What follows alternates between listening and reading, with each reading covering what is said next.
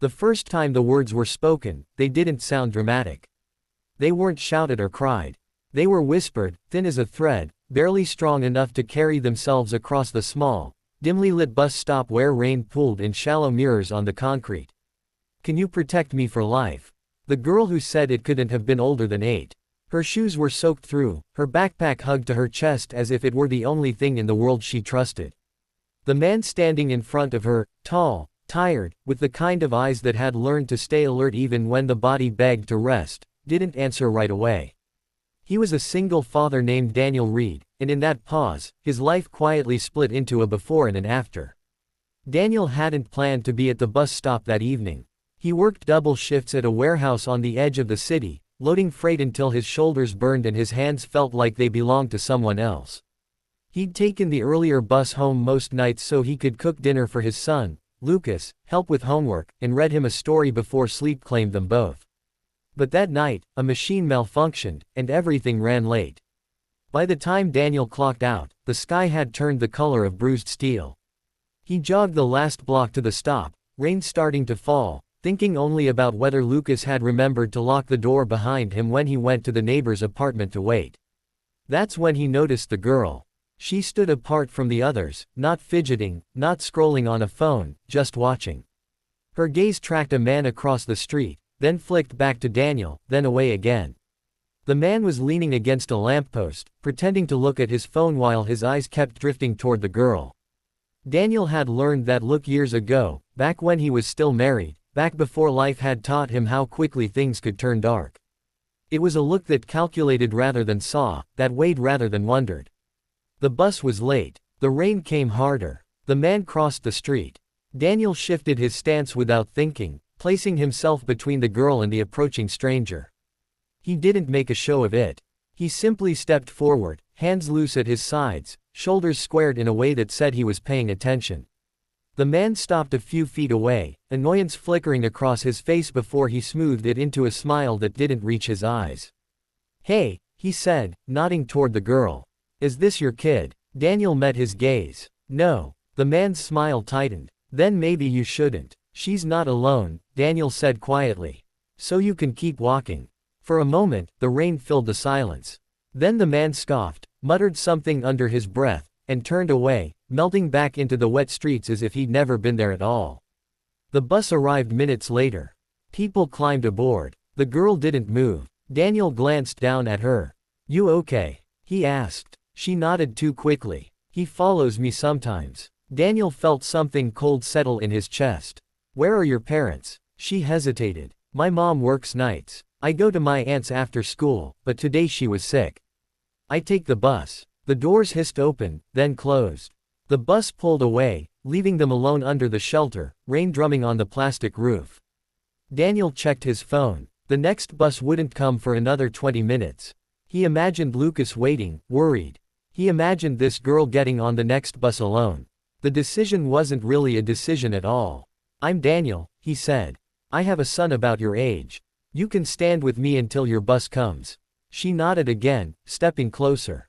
That was when she looked up at him with eyes far older than they should have been and asked, in that whisper that barely survived the rain, "Can you protect me for life?" Daniel swallowed. He thought of promises made and broken, of how life had taught him to be careful with words. But he also thought of his son, of the nights Lucas had asked if Daniel would ever leave like his mother had, and how Daniel had answered without hesitation. "I'll do my best," he said. "Right now, I can protect you tonight." It started with that night. Daniel walked her home after the bus arrived, keeping a careful distance that still let her know he was there. Her name was Mia. She lived 3 blocks from Daniel's apartment, in a building that smelled of old paint and boiled cabbage. Her mother thanked him, eyes shadowed with exhaustion and relief. "I work 2 jobs," she said. "I worry all the time."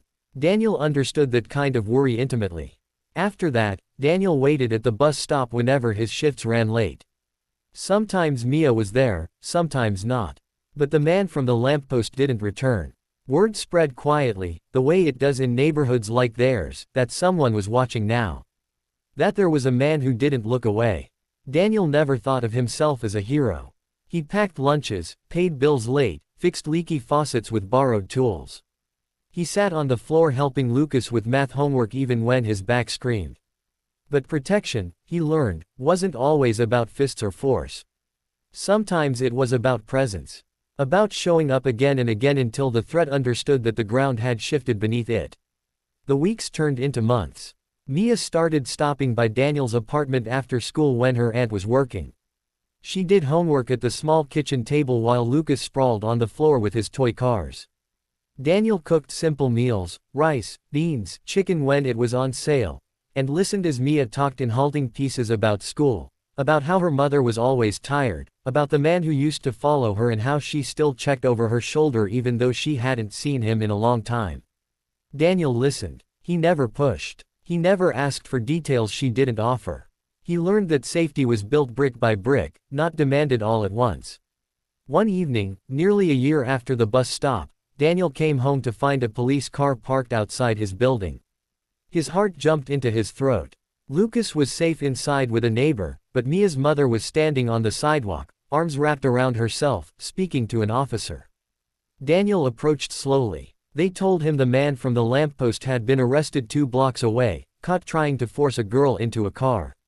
The girl had screamed. A shop owner had intervened. There were witnesses this time. The officer said something about prior complaints, about patterns. Daniel felt sick. He thought of Mia, of how close danger had come without anyone realizing it. That night, Mia came to Daniel's apartment with her mother. She stood in the doorway, eyes shining with something like fear and something like relief.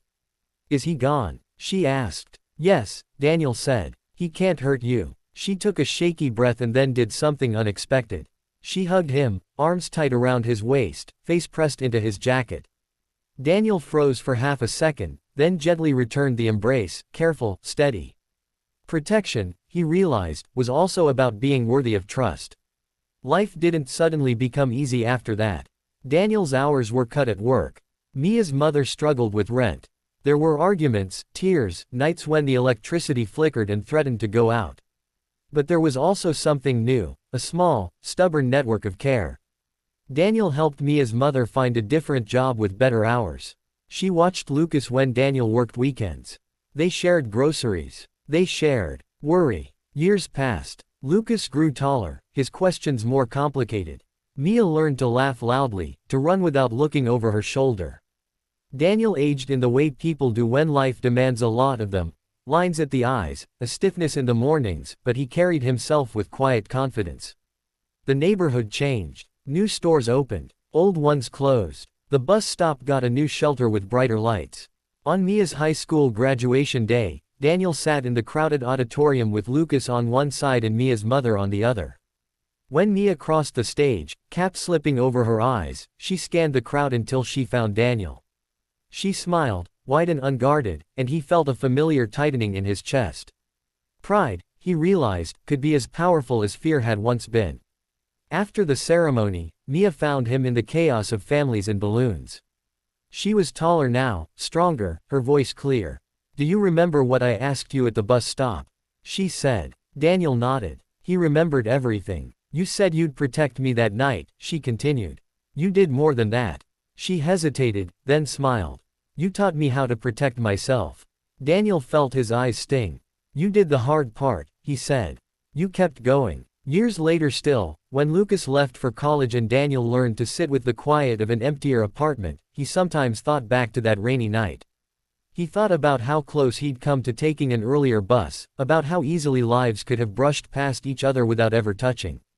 He understood now that protection wasn't a single moment of bravery but a lifelong practice of choosing to care, even when it was inconvenient, even when it was hard. One afternoon, Daniel received a letter in the mail. The return address was unfamiliar. Inside, written in careful handwriting, were words that made him sit down at the kitchen table. Mia wrote about her new job, about the apartment she shared with friends, about how she volunteered at a center for kids who needed a safe place after school. At the end, she wrote, "You once promised to protect me for life.